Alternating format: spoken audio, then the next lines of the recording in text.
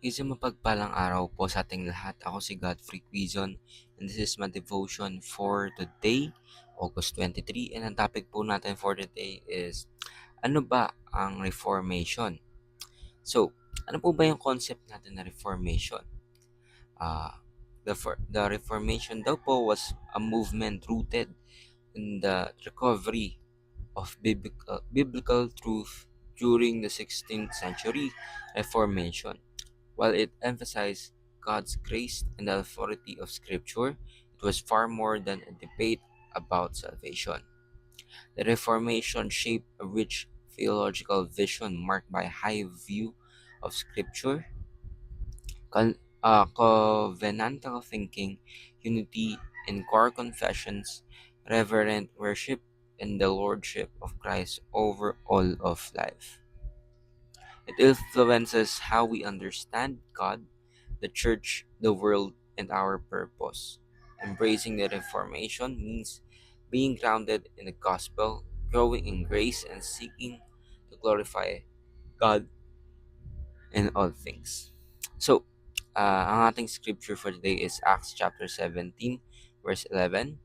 Now, the Berean Jews were of more noble character than those of Thessalonica, for they received the message with great eagerness and examined the scripture every day to see what Paul said was true. So, sa Diyos po lahat ng ating papurihan. And ang topic po natin is about Reformation. So, ano po ba yung parang context behind this? So, ibig sabihin po dito, hindi na po natin masyadong i-talk about sobrang detailed para maintindihan po and makapag-focus tayo sa teaching. So, this one po kasi na sa Reformation is marami pong naging topic or marami naging parang tawag dito, naging pagbabago, Reformation. Although yung pinaka-topic dito dun sa Catholic Church na yung ating bang faith or ating salvation is pinaghihirapan ba? Of course, hindi. Kahit sinagip po tayo ng ating Panginoon Kristo through the cross. Of course, yung salvation natin is grace. Ibig sabihin kahit hindi po natin deserve is talagang bumaba po ang ating Panginoon Kristo para po tayo ay ligtas.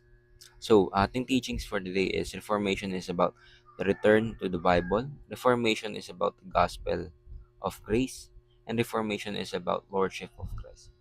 Sabihin ng ating Panginoon, of course, we must always remember na ating doktrina talaga yung doktrina na dapat nating pagkasunduan ng lahat ng mga Kristiyano ay our grace or yung salvation talaga is grace. Ibig sabihin, hindi natin deserve. Hindi natin kailangan paghirapan. It's because kahit anong gawin nating paghihirap, hindi po natin tutumbasan yung gusto ng ating Panginoon. Of course, our Lord is just. Sabihin,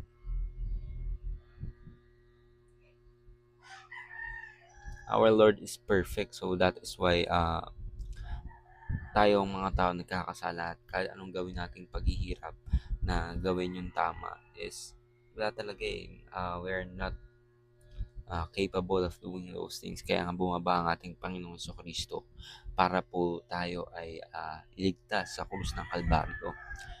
Diba? Ang ating Panginoon sa Kristo bumaba siya sa langit. And of course, dahil sa pagmamahal niya po sa atin, para po tayo ay ligtas niya, He went down, diba?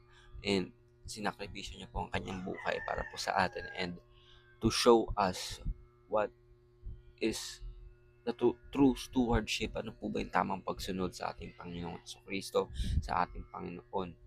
And He gave us the Holy Spirit para po tayo mga tao ngayon. We have discernment and we have the chance to accept Him and to have itong tinatawag po natin pag-iwas sa kasalanan and to show na mayroon pong absolute moral or may absolute truth or objective truth tayong mga tao dahil meron po tayong Panginoon. So, yan na po, ako si Godfrey Quezon and this is my devotion for today, August 23. Sana po ay marami kayong natutunan. Ayun lang po and God bless.